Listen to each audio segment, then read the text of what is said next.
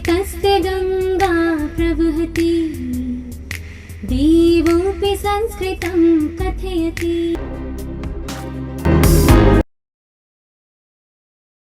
त्राणीता सतत गतिना यद्विमानाग्रभूमि हरेक्षाणां स्वजलकणिका दोषमुपाद्य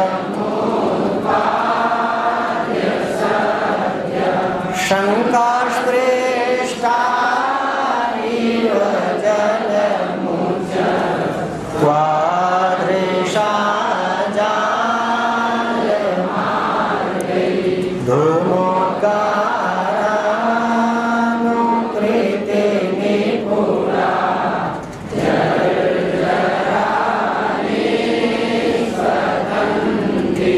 हम बोले धूमोद्गार, धूम उद्गार, धूम माने धुआं, उद्गार माने निकलना। तो जैसे आप इस कमरे में धुआं करें तो धुआं कहीं ना कहीं से अपने निकलने का मार्ग ढूंढ लेगा ना। तो चाहे उससे निकल जाए, वो जो ऊपर बने हैं कहीं ना कहीं से धुआं निकलेगा। तो धूमोद्गार अनुकृत निपुणा शब्द समझना। धूमोद्गार समझ गए, धुआं का उत्पन्न होना और उसका अनुकरण करने में जो निपुण है। देखना मेघ में धूम भी तो है, धूम ज्योति सलिल ममता सन्निपाता को, तो मेघ में धुआं भी तो है। तो जैसे धुआं किसी कमरे में आप करो तो कहीं से भी वो अपना कहीं ना कहीं जगह तो ढूंढ लेगा निकलने की, ऐसी धूम उद्गार अनुकृत निपुणा, अनुकृत माने अनुकरण करने में जो बहुत निपुण है, ऐसा मेघ। तो आपसे पूछेगा कि धूमोद्गारा अनुकृत निपुणा कौन? धुएं की तरह, जैसे धुआं धुएं का अनुकरण करने में जो बहुत निपुण है। अब धुएं का अनुकरण करने में निपुण है, धुएं तो है मेघ में 25% धुआं भी तो है। 4 चीजें हैं, धूम ज्योति सलिल और मरुत। तो धुआं भी तो है, इसीलिए मेघ ऊपर उड़ पाता है। धुआं ना हो तो मेघ नीचे गिर जाए। बोले हाँ, धुआं ऊपर होता है, इसीलिए मेघ भी ऊपर होता है। अब कहा धूमोद्गार जर्जरा निष्पतंती, जर्जर होकर के अर्थात टुकड़े टुकड़े में होकर के, जैसे धुआं टुकड़े टुकड़े में होकर के जर्जरों से ये जो गवाक्ष हैं उनसे निकलने में समर्थ होता है, ऐसे मेघ भी निष्पतंत माने निकल रहे हैं। अब कोई भी मेघ होंगे, बोले कि मैं जिस अलकापुरी में तुमको ले जा रहा हूँ, तुम्हारे जैसे बहुत मेघ वहाँ के महलों में घुस जाते हैं और फिर जो है गवाक्षों से धीरे धीरे निकल के भागते हैं। तो मैं तुमको ऐसी अलकापुरी में ले जा रहा हूँ जहाँ तुम्हारे जैसे में गवाक्षों से निकल करके भागते हैं। अब ये भी आप देख लीजिए कि वो घुसे काहे थे भीतर, बोले घुसे थे नेत्रा नीता सतत गतिना।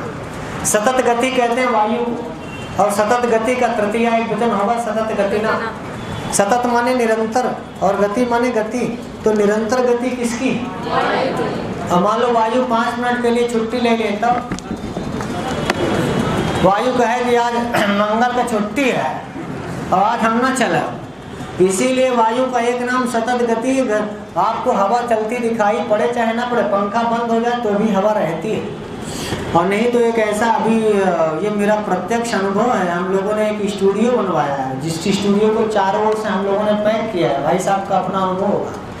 स्टूडियो जब बना उसमें दरवाजा सब लग गया, शीशा से पैक हो गया, अंदर घुसे तो लगा मर जाए। क्यों? क्योंकि कहीं से उसमें हवा जाने की जगह नहीं, और जब हवा जाने की जगह नहीं तो उस स्टूडियो में जब हम लोग घुसते हैं तो लगता है कान में साए लगता है मर जाएंगे। फिर उस स्टूडियो को तोड़वाना पड़ा थोड़ा सा, और उसमें ऊपर लगवाना पड़ा इस तरह का एक पंखा, ताकि अंदर की हवा बाहर, और एसी लगवानी पड़ी ताकि बाहर की हवा अंदर आए, नहीं तो वहाँ पर आदमी घुट के मर जाए। भगवान करे ऐसा ना हो कि मान लो, चूँकि ना वहाँ किस चीज़ की कमी हो जाती है? ऑक्सीजन की। और जब आप चारों ओर से कैमरे को पैक करोगे तो वहाँ सबसे पहले वायु की कमी होगी, और वायु की कमी होगी तो पता चला केवल हवा, पंखा चलने भर से हवा नहीं चलती, हवा रहती ही है। और आप चारों ओर से वो 7 दिन 8 दिन हम लोग सिर्फ उसको पैक कराने में रहे कि कहीं से हवा ना आए। भाई ध्वनि ना आए तो ध्वनि जाएगी ना वायु के साथ, तो आप ऐसा वो कमरा बना कि उसमें हवा नहीं जाती। और हवा नहीं जाती तो ध्वनि भी नहीं जाती। ये सही है कि वो बहुत वॉइस प्रूफ है, नो डाउट। उसमें एक भी बाहर की बात अंदर और अंदर की बात अंदर ही रहती है, बाहर नहीं आती। लेकिन उसमें खतरनाक तो ये हो गया भाई साहब 1 घंटा यदि आपको रिकॉर्डिंग करना हो तो बता हो जाए। तो फिर तुरंत बुला करके उसको खुलवाया गया और उसमें छोटा सा गवाक्ष बनाया गया ताकि अंदर की हवा माने बाहर के अंदर और अंदर की बाहर आ पाए। और एसी तो पहले से लगी थी लेकिन एसी भी काम नहीं कर पा रहा था। भाई कुछ तो हवा बाहर जाने का भी तो रास्ता चाहिए। तो ये मैं आपको यहाँ बता रहा था कि अंदर घुस गए तो, और खासकर आपको ऑक्सीजन चाहिए। अच्छा आदमी मान लो अंदर घुस गया तो उसको लेगा ऑक्सीजन और छोड़ेगा कार्बन डाइऑक्साइड। हम मान लो 5 आदमी भीतर घुस गए तो कार्बन डाइऑक्साइड तो छोड़ेंगे। अच्छा चाहिए सबको ऑक्सीजन, अब कमरे में ऑक्सीजन है नहीं, 5 फटफटा के मर जाए। तो मैं जब शुरू में गया 2-4 मिनट तो हमें लगा कि यार यहाँ कुछ अजीब टाइप का लग रहा है। और पूछा गया जिसने बनाया तो उसने कहा कि सर वहाँ ऑक्सीजन की कमी, आपने तो वो लगाया ही नहीं था। हम बोले यार हमको पता नहीं, तुमको लगाना चाहिए। तो बोला कि आपने कहा था कि एकदम वॉइस प्रूफ चाहिए तो हमने एकदम वॉइस प्रूफ बनवा दिया। तो ये थोड़ी कि सांस प्रूफ बनाओ तो सांस नहीं आता। तो ये अच्छा है कि अब तो खैर वहाँ हम लोग 2-3 घंटे। अच्छा हमको एसी नुकसान करता है, हम गांव के आदमी और पेड़ के नीचे पीपर के नीचे बैठे वाला आदमी और महुआ के नीचे रहने वाला आदमी, और उसको एसी में आप 1 घंटे 2 घंटे रख दो तो हमारा गला बैठ जाता है और जुकाम हो जाता है। हाँ हो सकता है बड़े लोगों के लिए चाहिए ऑक्सीजन और एसी चाहिए, हमको हमारा पंखे सही है तो हमको हमारा महुआ के हवा सही है, हमको हम लोगों को पीपरे के नीचे अच्छा है। और वो इतनी देर तक हमें तो लगता है कि 7-8 घंटे, हम अपनी बात बता रहे हैं आपकी नहीं जानते, कि किसी को 12 घंटे एसी में बंद कर दो हमें लगता है वो आदमी जिंदा मर जाएगा। बाबा रामदेव के यहाँ 3 दिन हम लोग थे, वो बड़ा एसी उसी की सब व्यवस्था की। अपना एसी में नहीं रहता है बाबा, हम सही बात, अपना एसी में नहीं रहता। बाकी हर कमरे में 5000 कमरों में एसी लगी गुरु, और सब एकदम वीवीआईपी चलता है। और जब जिस कमरे में एसी लगती है तो इतना आप जानते होंगे वो चारों ओर से पैक करते हैं। एसी का तभी असर होता है कि जब चारों ओर से पैक हो, भैया हम अपन खिड़की दरवाजा सब खोलो, एसी बंद किया, भैया हवा खोलो और दरवाजा खोलो। ये एसी के चक्कर में जाएंगे मत, 3 दिन यहाँ रहना है, आपको खांसी जुकाम बुखार। तो ये मैं आपसे कह रहा हूँ कि मैं अपनी ओर से आपसे निवेदन कर रहा हूँ, आपकी जैसी मर्जी। आपके पास पैसा होगा तो आपको टाइल्स लगवाइए, आपके पास पैसा होगा आप एसी लगवाइए, आप अपना कमरा पैक कराइए, आपकी मर्जी। पर हम चाहेंगे यही कि आपका कमरा ऐसा हो कि प्राकृतिक एसी आपके अंदर जाए, ये ज़्यादा अच्छा है। और कृत्रिम एसी आपके अंदर ना जाए, ये आपके लिए अच्छा होगा। बाकी आपकी मर्जी जैसा चाहे। हमारे एक मित्र हैं, बड़ा अच्छा टाइल्स वाइल्स लगवाए थे, बाथरूम नहाने गए, छटक के गिर पड़े। अब झटक के इतनी अच्छी टाइल्स भी लगवाने की क्या जरूरत है कि पानी पड़े तो आप गिर जाए। अब नहीं मतलब हंसने के लिए नहीं कह रहे, सच्ची घटना। क्यों साहब पूछिए, हमारे उनके दोनों के मित्र हैं, वो कॉमन मित्र हैं। कल फोन में बात थी, बोले सर गिर गए। मैं कहाँ का बाथरूम? अब ये तो अच्छा था जब उनके घर का उद्घाटन हुआ तो हम लोगों को बुलाए थे, गए थे और हम भी बाथरूम गए थे। भाई साहब उसी दिन पहले दिन गिरते गिरते बचे थे। इतनी चिकनी लगवाने की क्या जरूरत है कि आप थोड़ा, अच्छा बाथरूम में पानी गिरेगा, बाथरूम पानी की चीज़ है, गिरेगा तो हमको पहले दिन लगा कि भाई साहब यहाँ गिर सकते हैं। और तब हमने सोचा कि पहले तो हमारे पास पैसे नहीं है, घरे न बनवाओ, पर मान लो कभी बनवाओ तो हमारा गोबर से निपाई वाला ठीक है। इसलिए कि धीरे धीरे होना है हमको बूढ़ा।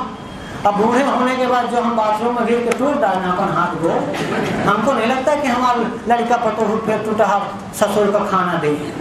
तो भाई साहब गोड़ हाथ चलत रहा है, इसलिए हम टाइल्स लगवाने के लिए मना नहीं कर रहे। पर ऐसे भी क्या टाइल्स है यार कि आपके बड़े हाथ टूट जाए। और ये बहुत बार मैंने सुना, तो लोगों ने कहा कि भाई साहब नहीं, घर में टाइल्स तो होनी चाहिए। काहे के लिए? बोले दिखाने के लिए। अच्छा तो दिखावे के चक्कर में अपन वो हाथ तोड़ ले, वो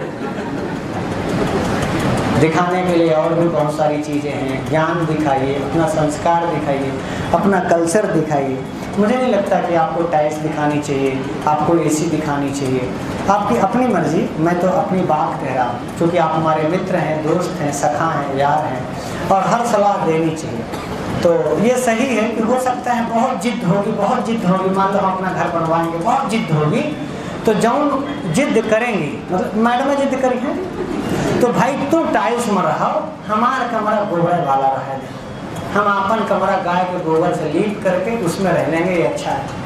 या कि अपन बाथरूम तो अलग बनवा ले, अपने लगवा ले टाइल्स, हमारा तो वह नॉर्मल फर्श रहा है, बहुत हो तो फर्श करवा लो, और ऐसी फर्श जिमा घोड़ रखो छता होना गिरे ना, साफ सफाई चाहिए, मुझे ऐसा लगता है। लेकिन ऐसा नहीं लगता कि आपको दिखाने के लिए इतना भी चिकना टाइल्स लगवा लो कि पैर पड़े तो तुम वहीं गिर जाओ। शायद मैं ये कह रहा था, हाँ कहाँ टाइल्स की बात कैसे आ गई? अच्छा ये भीतर घुस गया था मैं। नेत्रा नीता सतत गतिना, सतत गतिना जो निरंतर गति जिसमें है वो सतत गति है वायु। तो नेत्रा माने ले जाने वाला, नीता माने ले गया, सतत गति हवा। अच्छा ये ध्यान रखिएगा, हवा भी मेघ में है। मेघ के निर्माण में धूम, ज्योति, सलिल और मरुत, मरुत माने तो मेघ में ऑलरेडी हवा है भी, और जैसे जिधर हवा चलती मेघ उधर ही जाता। तो मान लीजिए अलकापुरी में ऊंचे ऊंचे भवन है, और जब हवा चलेगी तो हवा के प्रेरणा से नेत्रा नीता लिखा, नेत्रा माने ले जाने वाला, तृतीया का एक वचन नेत्र शब्द है, तृतीया एक वचन में नेत्रा बनेगा। और सतत गति शब्द है, तृतीया एक वचन में सतत गतिना बनेगा। तो इन्होंने कहा नेत्रा ले जाने में जो प्रेरणा करता है, सतत गतिना वायु के द्वारा। यद विमानाग्र भूमि, यद माने जो, विमान कहते हैं बड़े ऊंचे ऊंचे भवनों को, विमान कहते हैं हवाई जहाज को भी, और विमान कहते हैं बड़े ऊंचे ऊंचे महलों को भी। तो विमानाग्र भूमि ही अलकापुरी के ऊपरी जो विमान है, बड़े सतमंजिले भवन हैं। तो जो सतमंजिले भवन है तो उनमें गवाक्ष वगैरह भी तो होगा, खिड़की दरवाजा होगा कि नहीं? तो जब हवा चलेगी तो उसी हवा के चलने से खिड़की दरवाजा के माध्यम से मेघ कहाँ घुस गया? अंदर घुस गया, अलकापुरी के भवनों में घुस गया। हवा की प्रेरणा से, हवा के दाब से, हवा के चलने से, हवा ने उनको मानो, हवा के चलने के कारण खिड़की दरवाजे या गवाक्षों के माध्यम से कुछ मेघ अंदर घुस गए। अब ध्यान रखना, आपने पहले श्लोक में पढ़ा था कि प्रासादों में चित्र बने, याद आया? तुम जो है इंद्रधनुष के कारण सतरंगे हो, और प्रासाद भी, प्रासादों में चित्र बने। तो जब मेघ अंदर घुसा तो दीवालों में चित्र बने थे, दीवालों में कलरदार चित्र बने थे। अच्छा मेघ कहीं घुसे तो मेघ में पानी है, तो मेघ कहीं भी बैठेगा तो दो चार बूंद पानी तो गिरेबे करेगा। बोलिए हाँ भाई, मेघ में है क्या? पानी। तो जिन जिन दीवालों के टच में मेघ जो अंदर आया हवा के द्वारा, तो आलेख्यानाम स्वजल कणिका दोषम उत्पाद्य सद्य, दूसरी लाइन लिखा आलेख्यानाम, जो आलेख्य माने जो चित्र बने हैं उनमें स्वजल कणिका, अपने जलकण थोड़े थोड़े जलकण गिरा दिया उनमें, तो दोषम उत्पाद्य, तो दोष पैदा हो गया। सद्य हमारे तुरंत, किसमें दोष पैदा हो गया? चित्रों में। किसमें? आपको ये पता है चित्र बनाएंगे रंग बिरंगा, उसमें एक बूंद दो बूंद पानी गिर जाए तो गड़बड़ा ना जाएगा चित्र। चित्र में कलर में पानी, देखिए कलर बनता है पानी से, नो डाउट। आप जो कलर दीवार में करेंगे उसमें पानी रहता है, लेकिन कलर चित्र बनने के बाद पानी डाल दे, गड़बड़ा ना जाएगा? बोलिए। तो वो जितना आलेख्य बना था, जितने आलेख्य चित्र बने थे, उनमें कहा कि आलेख्यानाम, चित्रों में स्वजल कणिका, अपने जल कणों से दोषम उत्पाद्य, चित्रों में दोष पैदा करके, सद्य माने तुरंत, शंका स्पृष्टा इव जलमुचः, जलमुच कहते हैं जल छोड़ने वाला, यानी बादल। तो जलमुचा कौन है? मेघ। तो ये जो मेघ से कह रहा है, उन मेघों की चर्चा नहीं हो रही है। तुम्हारे जैसे और जो मेघ हैं वो शंका स्पृष्टायु, जब अंदर घुसे और उनके द्वारा पानी गिर गया दो चार बूंद दीवालों में, तो चित्र गड़बड़ा गया। चित्र क्या हुआ? तो वो शंका स्पृष्टायु माने बहुत संकाल हो गए, डर गए, भयभीत हो गए कि यदि अब मालिक आया, बोलो जो अलका जिसके कमरे में घुसे हो, अब वो बेचारा इतना पैसा देके चित्र बनवाया है, अब वो आए गया और देखे कि तुम अंदर घुसे हो, तो खिड़की दरवाजा बंद करके पहले तुम हाथ जबरन पिटाई करे, बसाएंगे नहीं करेगा। तो मानो यक्ष कह रहा है कि शंका स्पृष्टा इव, शंका छू गई उनको, स्पृष्ट माने छू गई, मानो भयभीत हो गए, और ऐसे जललमुचहा, ऐसे मेघ त्वादृशाः, जो तुम्हारे जैसे मेघ थे वो जाल मार गई। माने गवाक्ष मार्ग ही, खिड़कियों के मार्ग से। वो जाल मार्ग समझ में आ गया? क्या बोलते हैं इसको? खिड़की अलग है, झरोखा बिल्कुल सही पकड़े। हाँ, और झरोखा से को भागत है? झरोखा से भागत है चोर। संकाश पृष्ठा एवं लिखा, बोले चुआरन के मेर संकाल होकर भयभीत, भाई मेन दरवाजे से कोई थोड़ी भागता है, भीतर घुसे हैं तो अब जाल मार गई लिखा। मेघ से कह रहा है अक्षर कि जाल मार गई से, गेट मार गई नहीं, मेन गेट से नहीं भाग रहा है। क्यों जाल मार गई? बोले चूंकि धूमों द्वारा नुकुल निपुणा है। जैसे धुआं, आपको ये बता दें कि धुआं हमेशा ऊपर से निकलता है। धुआं पहले जैसे आप नीचे जलाओगे तो पहले ऊपर जाएगा। कहाँ जाएगा? हाँ, धुआं नीचे नीचे नहीं भागता। आपने धुआं को कभी उड़ते देखा है? धुआं की गति है, कहीं भी आप यहाँ चाहो तो आप धुआं करके देख ले। कुछ लोग शायद धुआं करते हो। जब भी आप धुआं करेंगे ना, धुआं का स्वभाव पहले जैसे धुआं निकलेगा सीधा ऊपर जाएगा, ऊपर के मार्ग से निकलने की कोशिश करेगा। धुआं नीचे नीचे नहीं निकलता, धुआं हमेशा ऊपर ऊपर निकलता है। ऐसे बादल हमेशा ऊपर ऊपर निकलते हैं। बादल घुस कैसे आए? तो बोले सतत गतिना नेत्रा, वायु के दबाव में आकर हवा चल रही थी, हवा के चक्कर में अंदर आ गए तो चित्र बने थे तो वहाँ स्वजल कणिका दोष समुत्पाद्य, उनके जलकणों से चित्रों में दोष पैदा हो गया। इसकी वजह से जललव मुचा संकाश पृष्ठा त्वादृशा, जो तुम्हारे जैसे जललव मुचा बादल थे वो संकाश पृष्ठा ही वो मानो डर से गए, और डर जाने की वजह से जाल मार गई निष्पतंती, जाल मार्गों से भाग जर्जर होकर गिरते पड़ते डरते पड़ते सब भाग रहे हैं। ऐसे भागते हुए मेघ तुमको अलकापुरी में दिखाई पड़ जाए। तुम घुस करके भागोगे उस मेघ के लिए नहीं कह रहे, तुम्हारे जैसे। त्वादृशा जललव मुचा, तीसरी लाइन समझ में आई? त्वादृशा हमारे और जललव मुचा हमारे। तो कहीं मेघ यही भर है क्या जो संदेशा लेके जा रहे हैं? इसके अलावा भी तो मेघ हैं। तो वो सारे मेघ कहाँ घुस गए थे? हवा के साथ, हवा के साथ सब घुस गए थे ऊंचे ऊंचे सतमंजिले भवनों के ऊपरी वाली मंजिल में, अलकापुरी में। और इसके बाद जब अंदर घुसे तो जो दीवारों में चित्र बने थे उसमें उनका कुछ पानी गिर गया। भाई है तो मेघ के पास पानी तो गिरेगा कहाँ? पानी न गिरेगा। अब पानी गिरने से चित्र क्या हो गया? चित्र गड़बड़ा गया। तो वो शंका स्पष्ट हो गए, शंका से भयभीत हो गए, डर गए। और इसके बाद वो सब जाल मार गए निष्पतल थे, वो सब जाल मार्गों से निकल के भागने लगे। यदि ऐसे झरोखों से भागते हुए मेघ तुम्हें कहीं दिखाई पड़ जाए तो समझना हल्का है। अब इससे दो चीजें और पता चलती हैं। एक चीज तो ये कि अलकापुरी कितनी ऊंची बनी होगी कि मेघवा ऊपर वाली बिल्डिंग में घुस जाते हैं। कब हो तुम्हारे प्रयाग वाले कमरा में घुसे मेघ इतना नीचे आके नहीं घुसता। पर यही मान लो 22 मंजिल 25 मंजिल 85 मंजिल 100 मंजिल बन जाए तो हो सकता है 100वीं मंजिल में तुम्हारे मेघ घुस जाए, हो सकता है। एक तो हिमालय पर्वत के ऊपर कैलाश है, तो कैलाश ऑलरेडी हजारों किलोमीटर ऊपर है, बोलिए हाँ। और हजारों किलोमीटर ऊपर कैलाश की गोद में बैठी हुई अलका अपने पीछे पड़ा, तो फिर अलका कैलाश में बनी है तो और ऊंची, और ओह में कई मंजिला बनी। तब तो ये स्वाभाविक है कि मेघवा ऊपर वाली मंजिल में हवा के चक्कर में घुस गया ना। और वो कम से कम अल्लाहपुर वाले मकानों में तो तुम्हारा वैसव यहाँ बघाड़ा